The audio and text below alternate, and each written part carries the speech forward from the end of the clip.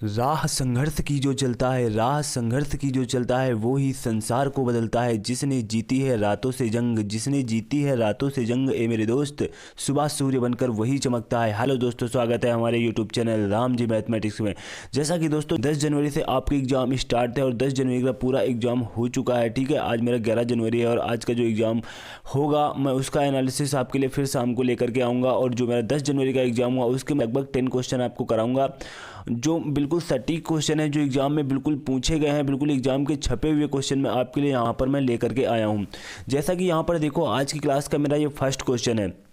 देखो, जैसा कि मेरी सुपर 10 की लगातार क्लास चल रही थी और सुपर 10 के बारे में मैं हमेशा आपको बता रहा था कि टाइम मैनेजमेंट बहुत ही वहाँ पर कमी पड़ेगी और टाइम को बहुत ही अच्छी तरीके से मैनेज करके चलना। और मेरा सुपर 10 का यहाँ पर मेन उद्देश्य भी था टाइम को इंक्रीज कराना, क्योंकि 60 मिनट में 80 क्वेश्चन, जिसमें 20-20 मैथ और रीजनिंग के। ठीक है, तो वहाँ पर आपको टाइम की बहुत ही ज़्यादा समस्या हो रही है। काफ़ी बच्चों से मैंने सुना है कि टाइम की बहुत ही ज़्यादा प्रॉब्लम हो रही है और उन बच्चों को प्रॉब्लम नहीं हो रही है जिनकी मैथ रीजनिंग बहुत ही स्ट्रांग है। ठीक है, तो अगर आप लोग अभी भी कोई मॉक नहीं दे रहे हो और जिनका एग्जाम लगभग, किसी का एग्जाम तो फरवरी में होगा, किसी का एग्जाम जनवरी लास्ट में है। ठीक है, तो डेली मेरे दोस्त करीब 2 से 3 मॉक दो। ठीक है, मैथ रीजनिंग की भरपूर प्रैक्टिस करो, नहीं तो वहाँ पर देखो पेपर अभी तो लगभग पहला दिन था, पेपर का अभी पैटर्न लगभग आप लोगों को पता ही है। ठीक है, जब पेपर स्टार्ट होता है तो वहाँ पर पैटर्न काफ़ी लो लेवल से उठाया जाता है, उसके बाद प्रत्येक दिन थोड़ा सा लेवल को उठाया जाएगा। लेवल को जब उठाया जाएगा और आप लोगों की प्रैक्टिस नहीं है तो वहाँ पर छू नहीं पाओगे। ठीक है, 40 क्वेश्चन मैथ रीजनिंग के,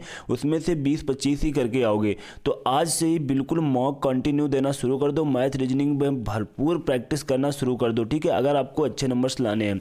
यहाँ पर देखो, जो आज की क्लास का मेरा फर्स्ट क्वेश्चन दिया हुआ है, आपसे ये क्वेश्चन पूछा गया था कि 12 पुरुष या 20 महिलाएं किसी कार्य को 54 दिन में करती हैं, तो 9 पुरुष और 12 महिलाएं मिल करके इसी कार्य को कितने दिन में करेंगी। तो यहाँ पर देखो, इस क्वेश्चन को हम कैसे लगाएंगे। 12 पुरुष जब भी दिया हो, 12 पुरुष या, ठीक है, 12 पुरुष या का मतलब होता है, यहाँ पर देखो 12 यहाँ पर आपके मैंने मेल मान लिए। ठीक है, 12 हमारे मेल हैं और या में हम बराबर का चिन्ह लगा लेंगे। 20 हमारी 20 क्या है, हमारी वॉमेन है। ठीक है, 20 क्या है, हमारी वॉमेन है। किसी कार्य को 54 दिन में करती हैं, बीच में या लगाओ, मतलब कि 12 मेल भी इस कार्य को 54 दिन में करते हैं और 20, ठीक है, 12 मेल और 20 वॉमेन भी इस कार्य को 54 दिनों में करती हैं। ठीक है, या का मतलब यही होता है, कोई दूसरा दिन यहाँ पर यूज नहीं किया जाएगा, वही 54 दिन इनके लिए, वही 54 दिन इनके लिए। अब इससे आसानी के साथ देखो, ये सब कॉन्सेप्ट अगर आपको पता है तो ये लाइन लिखने की कोई आवश्यकता नहीं है। ठीक है, डायरेक्ट यहाँ पर आप क्या लिखोगे, मेल और अपॉन फीमेल। ठीक है, मेल और वॉमेन का रेशियो कितना आ जाएगा, देखो 20-12 का है तो यहाँ पर 10-6 का आ जाएगा, 10-6 और 5-3 का आ जाएगा। ठीक है, ये इनकी कैपेसिटी, ये इनकी क्षमता का रेशियो आ चुका है। ठीक है, ये इनकी क्षमता का रेशियो आ चुका है कि यहाँ पर जो मेल की क्षमता है वो 5 है और वॉमेन की क्षमता कितनी है, 3 है।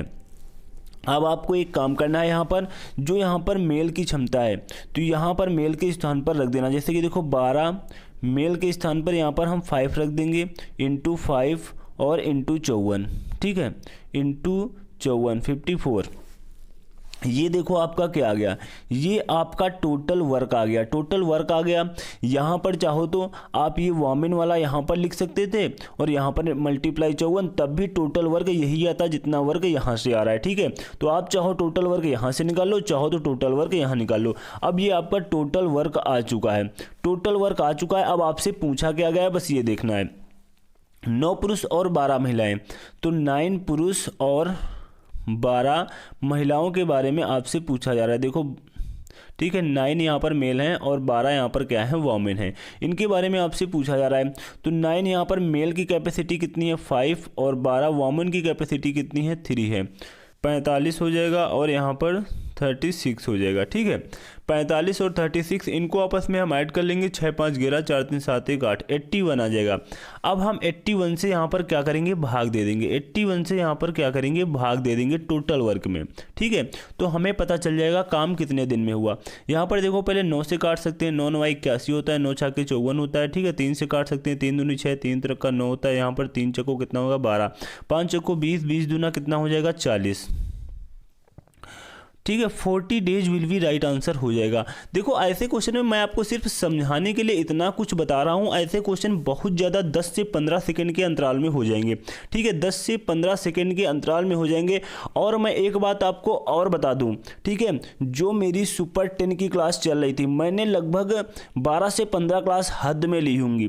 ठीक है, लेकिन सुपर 10 से मैंने ऐसे क्वेश्चन फंसाए हैं, बिल्कुल सेम टू सेम वही क्वेश्चन एग्जाम में देखने को मिले हैं। ठीक है, तो बिल्कुल मेरे सुपर 10 की क्लास अगर आप लोगों ने मेरी नहीं देखी है तो जाकर के देख लेना। उन सुपर 10 में मैंने बहुत ही अच्छे और सिलेक्टेड क्वेश्चन ले रखे हैं।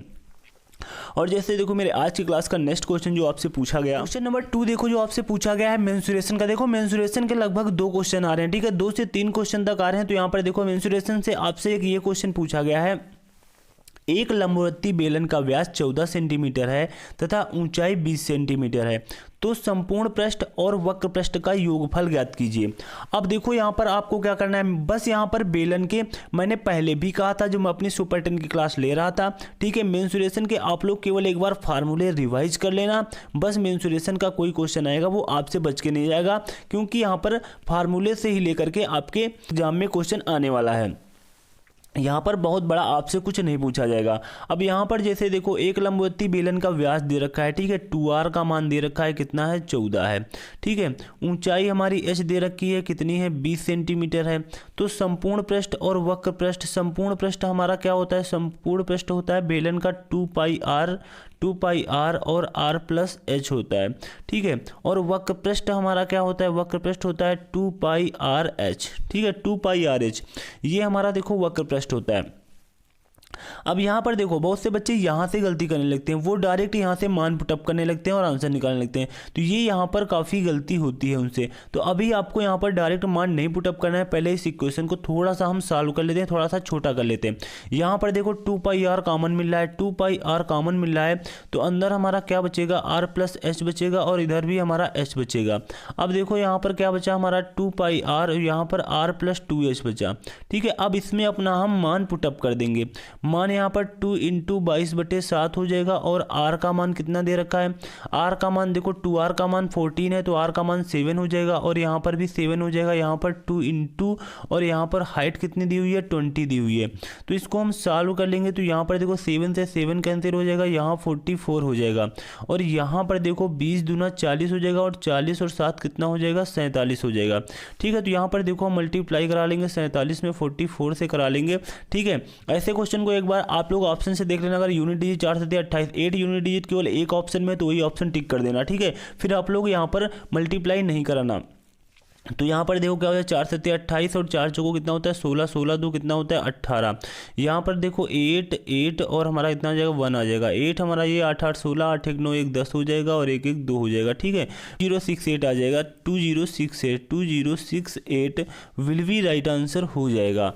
ठीक है, तो हमारा नेक्स्ट क्वेश्चन देखो जो पूछा गया था, यहाँ पर देखो नेक्स्ट क्वेश्चन जो हमारा साधारण ब्याज का क्वेश्चन पूछा गया है। इस क्वेश्चन में देखो मैंने लिखा नहीं है कि ये मेरा साधारण ब्याज या चक्रवृद्धि ब्याज। ठीक है, जब भी कोई क्वेश्चन इस तरीके से आया, अगर उसमें कोई भी ब्याज नहीं दे रखा है क्वेश्चन में, तो आप लोग साधारण ब्याज से ही वो क्वेश्चन लगा देना। और क्वेश्चन में वैसे तो दिया होगा 1 लाख रुपए का 10% की दर से कितने समय में मिश्र धन 1,17,128 रुपए हो जाएगा। तो यहाँ पर देखो जो हमारा क्वेश्चन दिया हुआ है 8 लाख रुपए का 10% की दर से कितने समय में मिश्र धन 1,17,128 रुपये हो जाएगा। ठीक है, यहाँ पर देखो क्वेश्चन में थोड़ा सा टाइपिंग मिसप्रिंट हो गई है, यहाँ पर 8 लाख नहीं हो सकता है, क्योंकि अगर 8 लाख यहाँ पर होता, ठीक है, तो मिश्र धन 8 लाख से बड़ा होता और यहाँ पर 1 लाख ही दिया हुआ है। तो ये यहाँ पर देखो 80,000 है करीब। ठीक है, 80,000 रुपये का 10% की दर से 80,000 रुपये का 10% की दर से कितने समय में मिश्र धन 1,17,128 रुपये हो जाएगा। देखो बहुत ही प्यारा सा क्वेश्चन है, आप इसी के साथ कर सकते हो। जैसे कि मैंने साधारण ब्याज के, मैंने सुपर 10 में आपको बहुत क्वेश्चन कराए और ऐसा तरीका बताया है, बिल्कुल सेकंडों में आंसर आएगा। अब जैसे कि यहाँ पर देखो 80,000 रुपये का 10% की दर से 1 वर्ष का ब्याज अगर आपसे पूछा जाए तो कितना होगा। एक वर्ष का ब्याज अगर आपसे पूछा जाए तो कितना हो जाएगा। 80,000 रुपये का एक वर्ष का ब्याज कितना, 10% निकालोगे तो 8,000 आएगा। ठीक है, 8,000 रुपये आपका एक वर्ष का ब्याज आ रहा है। ठीक है, 8,000 रुपये 1 ईयर का आपका ब्याज आ रहा है, 1 ईयर का ब्याज आ रहा है। अब यहाँ पर देखो 80,000 है और यहाँ पर मिश्रधन आपका कितना हो रहा है, 1,17,128। तो आपको ब्याज कितना मिल रहा है, आपको जो ब्याज मिल रहा है 20 इधर और 20, 30, 37,128। ठीक है, 37,128, 37,128 आपको यहाँ पर ब्याज मिल रहा है। एक साल में आपको ब्याज इतना मिल रहा है, तो अगर इस ब्याज से हम भाग दे दें तो हमें पता चल जाएगा कितने साल में हमें ये ब्याज मिला है। ठीक है, तो यहाँ पर देखो हम क्या करेंगे, इसको 4 से काट भी सकते हैं। 9 36, यहाँ पर बचा 1, 4 दूनी 8 और यहाँ पर बचा 3, 4 8 32। ठीक है, और यहाँ पर 4 दूनी 8। ठीक है, उसके बाद यहाँ पर देखो कितना आ जाएगा, 4 दूनी 8 आ जाएगा। अब यहाँ पर देखो कितना, 2 से हम काट देंगे तो यहाँ पर 2 से काटेंगे तो कितना आएगा, 4 आएगा और यहाँ पर कितना आएगा, 6 आएगा और यहाँ पर कितना आएगा, 4 आएगा, यहाँ पर 1 आएगा और यहाँ पर 1000 आएगा। 0 से यहाँ पर दशमलव लगा सकते हैं तो यहाँ पर 4.641 ईयर। ठीक है, तो लगभग यहाँ पर 4.641 ईयर में यहाँ पर आपका मिश्रधन इतना हो जाएगा।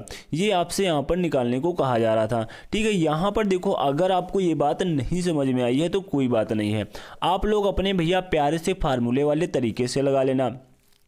फार्मूला क्या होता है, सिंपल इंटरेस्ट बराबर मूलधन इंटू दर इंटू समय बटे 100। ठीक है, तो सिंपल इंटरेस्ट आपका ब्याज कितने रुपए मिल रहा है, ब्याज आपका ये मिल रहा है। ठीक है, 37,128 ब्याज बराबर होता है मूलधन, मूलधन आपका कितना है, 80,000 है। ठीक है, मूलधन आपका 80,000 है, इंटू दर 10% दे रखी है, समय आपसे पूछा गया है और अपॉन में 100 है। यहाँ से 0 से 0 कैंसिल हुआ। अब यहाँ पर टाइम देखो, वही कंडीशन आ गई कि नहीं आ गई, 8,000। ठीक है, जो कंडीशन मैंने यहाँ पर निकाली थी वो कंडीशन यहाँ पर आ गई, इतना कुछ लिखने के बाद। ठीक है, तो डायरेक्ट मैंने जिस तरीके से अपने सुपर 10 में सारे एसआई के क्वेश्चन ऐसे ही कराए हैं, ठीक है, वही तरीका मैंने आपको यहाँ पर भी बताया है। जो तरीका आप लोग अच्छा लगे, आपको समझ में आए वो कवर कर लेना। ठीक है, एग्जाम का टाइम है, इतने समय ज़्यादा अपने माइंड पर लोड मत डालना, नहीं मुझे तो अब यही सीखना है। अगर नहीं समझ में आ रहा है तो बिल्कुल आप अपने इसी वाले तरीके से लगा लेना। ठीक है, तो उसके बाद हमारा नेक्स्ट क्वेश्चन है, यहाँ पर देखो जो हमारा नेक्स्ट क्वेश्चन बेल का क्वेश्चन है। ठीक है, घंटी वाला क्वेश्चन है, वो घंटी वाला क्वेश्चन एग्जाम में बहुत आ रहा है। तो देखो यहाँ पर घंटी वाला क्वेश्चन अपनी मैंने सुपर 10 क्लास में भी कराया है, तो जिसने मेरी सुपर 10 क्लास देखी होगी और वो एग्जाम देने गया होगा तो ठीक है, उसका घंटी वाला क्वेश्चन तो बिल्कुल सही हो गया होगा। तो यहाँ पर देखो 6 घंटियाँ एक साथ बजती हैं, बाद में वे क्रमशः 2 4 6 8 10 12 सेकंड में। ठीक है, वो कोई एक टाइम छूट गया है। ठीक है, क्योंकि यहाँ पर 6 घंटियाँ हैं, यहाँ पर 5 टाइम दिए हुए। ठीक है, देखो मैं इसका तरीका बता दे रहा हूँ, आप लोग तरीका समझ जाना। 2 4 6 8 12 सेकंड के अंतराल में बजती हैं, तो 30 मिनट में वो कितनी बार एक साथ बजेंगी। अब देखो यहाँ पर आपको क्या करना है, सबसे पहले इन सभी वैल्यू का एलसीएम लेना है। क्या लेना है, एलसीएम लेना है। एलसीएम इनका कितना हो जाएगा, एलसीएम इनका 12 हो जाएगा और 4 3 12 4 दूनी 8, ये 2 हो जाएगा। उसके बाद ठीक है, यहाँ पर 24 ही हमारा एलसीएम हो जाएगा। ठीक है, 24 ही हमारा क्या हो जाएगा, एलसीएम हो जाएगा।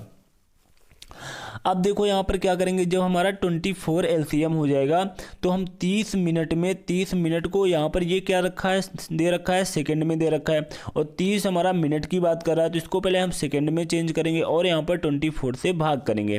24 से भाग करेंगे, 12 25 60, 12 दूना 24, 2 यहाँ पर आ जाएगा 15। ठीक है, 15 25 75 और इसमें एक ऐड कर देंगे, कितना आ जाएगा 76। जितना टाइम निकले उसमें एक ऐड कर देना 76।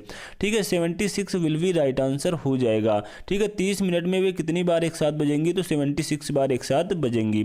उसके बाद हमारा नेक्स्ट क्वेश्चन देखो जो पूछा गया था, यहाँ पर देखो एक क्वेश्चन हमारा जनसंख्या को लेकर के आ रहा है। ठीक है, एक क्वेश्चन हमारा जनसंख्या को लेकर के आ रहा है। एक गांव की जनसंख्या 3% की दर से बढ़ रही है, अगर वर्तमान में इतनी है तो 2 वर्ष पूर्व नगर की जनसंख्या क्या होगी। ठीक है, तो यहाँ पर देखो क्या हुआ है, मैंने अपनी पिछले भी क्लास में कराया था जनसंख्या वाला क्वेश्चन, बिल्कुल सेम क्वेश्चन मैंने कराया था। ठीक है, मैंने अपने क्वेश्चन में देखो क्या दे रखा था, 2017 में जनसंख्या इतनी है, 10% की दर से बढ़ रही है, तो 2015 में जनसंख्या कितनी होगी। बिल्कुल सेम पैटर्न का क्वेश्चन यहाँ पर देखने को मिला। एक गाँव की जनसंख्या 3% की दर से बढ़ रही है। ठीक है, 100 है और कितनी हो रही है, 100 से 103 हो रही है, 100 से 103 हो रही है। अब ऐसे क्वेश्चन में देखो ज़्यादा माइंड पर जोर डालने की कोई आवश्यकता नहीं होती है। 100 से 103 हो रही है तो आपको क्या करना है, अगर वर्तमान में जनसंख्या कितनी है, वर्तमान में इतने समय 10609 वर्तमान में जनसंख्या इतनी है, ठीक है। तो 2 वर्ष पूर्व पूछी जा रही है, तो 2 वर्ष पूर्व आपका जो रेशियो रहेगा वो 100-103 का ही रहेगा, 100-103 का ही रहेगा। तो इसमें हम कितने से मल्टीप्लाई कराएं, आपके मन में सबसे ज़्यादा ये डाउट रहता है, और ये डाउट आज से पूर्णतया समाप्त होने वाला है, ठीक है। क्योंकि देखो अभी मैं आपको बता रहा हूँ, यहाँ पर देखो जब भी आपसे देखो यहाँ पर थोड़ा सा माइंड पर जोर डालो, और यहाँ पर देखो एक गांव की जनसंख्या 3% से बढ़ रही है, ठीक है। तो 100 और 103 का रेशियो चलेगा।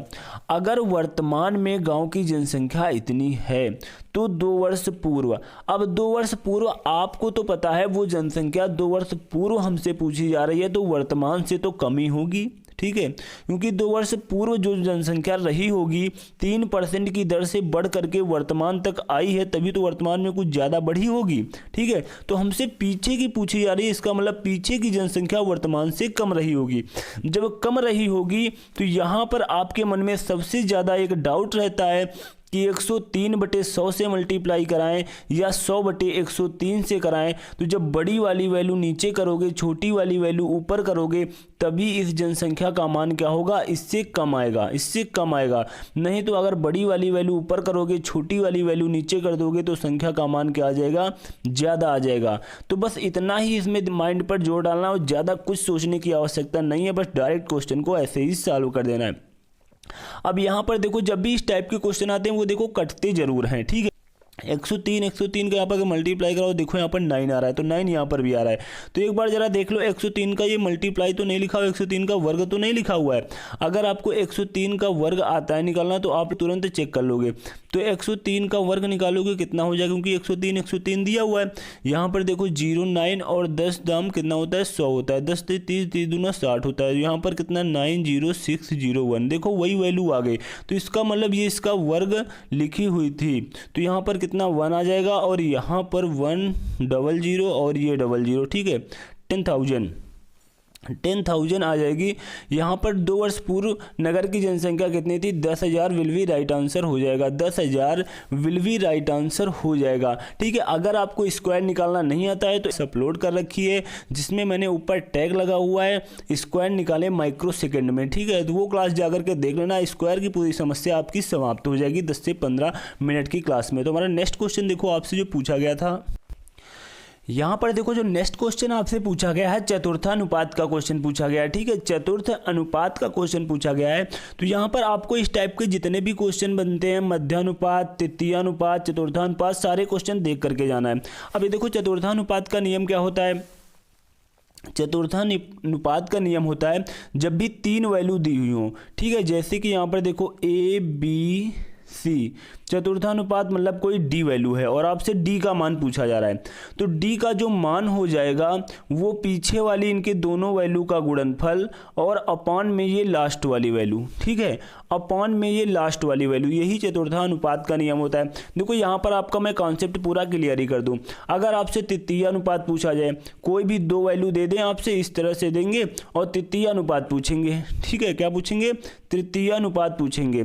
तो तृतीयानुपात एक वैल्यू अपने तरफ से, यहाँ पर देखो मैं मान रहा हूँ जैसे कि सी, तृतीयानुपात में जैसे कि सी का मान आपसे पूछा जा रहा है, कोई 2 वैल्यू, यही 2 वैल्यू देंगे और तृतीयानुपात पूछेंगे। तृतीयानुपात मतलब सी का मान पूछेंगे आपसे, तो सी बराबर क्या हो जाएगा। अब देखो जो हमारी ये लास्ट वाली वैल्यू होती है, जो हमारी ये लास्ट वाली वैल्यू होती है, ये अपॉन में आ जाती है। तो यहाँ पर 2 वैल्यू का हमें गुणनफल चाहिए, तो यहाँ पर कोई 2 वैल्यू सी के पीछे तो है नहीं, तो हम बी का क्या कर देंगे, वर्ग कर देंगे। इस तरीके से क्वेश्चन को याद करेंगे, ठीक है। तृतीयानुपात आपका ये हो जाएगा। और मध्यानुपात आपको अगर 2 वैल्यू दे करके पूछे ए और बी का मध्यानुपात ज्ञात कीजिए, ठीक है। मध्यानुपात तो √AB हो जाएगा, ठीक है। तो यहाँ से देखो आपके तीनों क्वेश्चन क्लियर हो गए। और ये क्वेश्चन देखो जो चतुर्थानुपात पूछा गया था, तो इसका मतलब क्या हो जाएगा, तो हमारा √7 × √8 और अपॉन √2 हो जाएगा, ठीक है। तो यहाँ पर देखो अंदर हम चाहो तो गुणा करा सकते हैं, तो √7 × 8 आ जाएगा।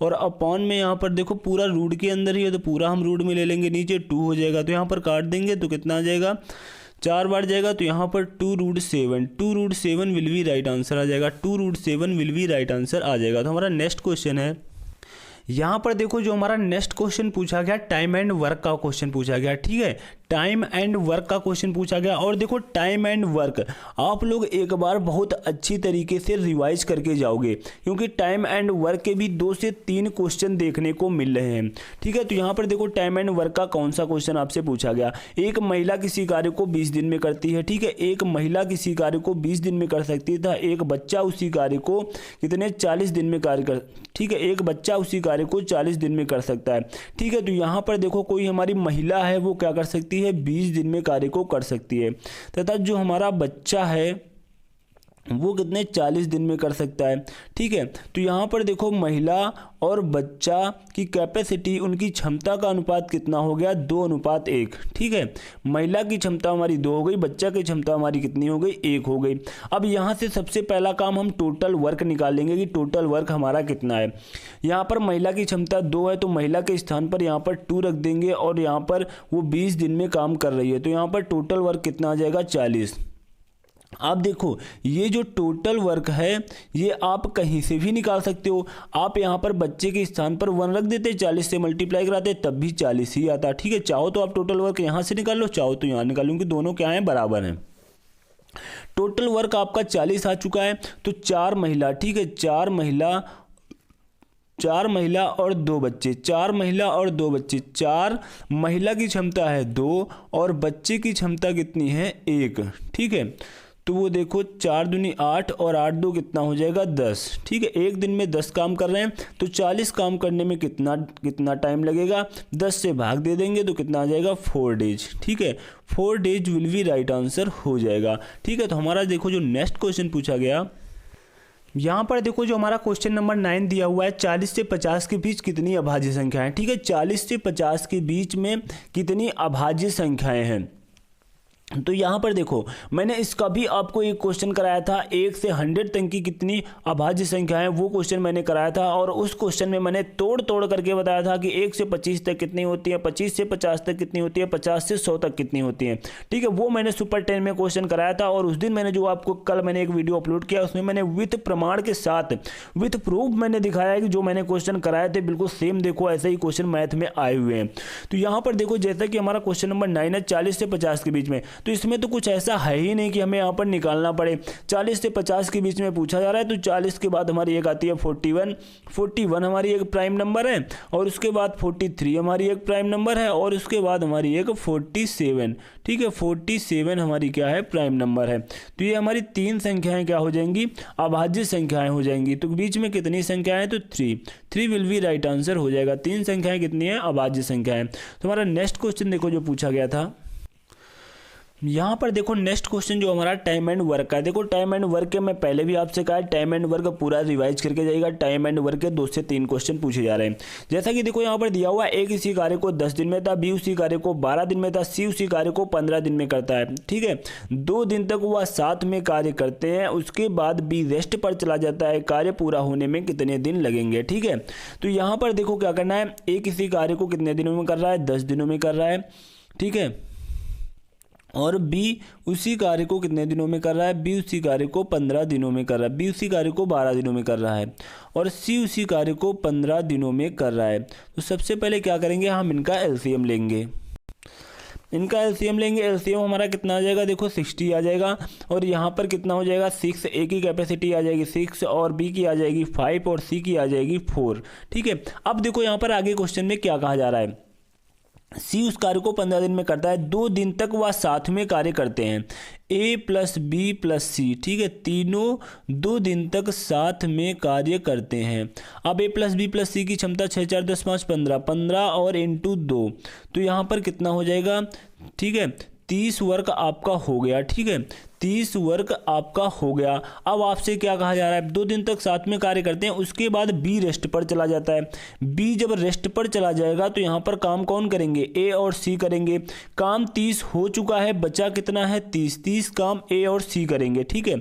यहाँ पर बी रेस्ट पर चला जाता है, कार्य पूरा होने में कितने दिन लगे, तो 30 काम ए और सी करेंगे। ए और सी, ए की क्षमता देखो 6 है और सी की क्षमता यहाँ पर 4 है, तो 6 4 कितनी हो जाएगी, 10 हो जाएगी, ठीक है। 10 से यहाँ पर भाग देंगे तो 3 डेज, 3 डेज यहाँ पर आपके आ गए, ठीक है। 3 डेज आपके यहाँ पर आ गए और यहाँ पर पहले इन लोगों ने 2 दिन तक कार्य किया था, ठीक है। 2 डेज यहाँ पर काम हुआ था, तो 3 और 2 कितना हो गया 5, ठीक है। 5 डेज यहाँ पर टोटल यहाँ पर लगे हुए, तो कार्य पूरा होने में कितने दिन लगे, तो 5 days will be right answer हो जाएगा। तो दोस्तों ये रहे आज मैं आपके लिए 10 क्वेश्चन लेकर के आया हूँ जो बिल्कुल एग्जाम में छपे हुए क्वेश्चन थे, यही क्वेश्चन बिल्कुल पूछे गए थे। तो आज की मेरी यह क्लास कैसी लगी नीचे कमेंट बॉक्स में कमेंट करके अवश्य बताएं और ऐसे ही क्वेश्चनों की लगातार अपडेट के लिए हमारे YouTube channel Ram ji mathematics को सब्सक्राइब कर लो मेरे SSC GD वाले प्यारे बच्चों, और बेल आइकन पे ऑल पे जाकर के प्रेस कर लो ताकि मैं कोई अपनी नई वीडियो अपलोड करूँ उसकी नोटिफिकेशन आपको तुरंत मिल सके। Thanks to all of you.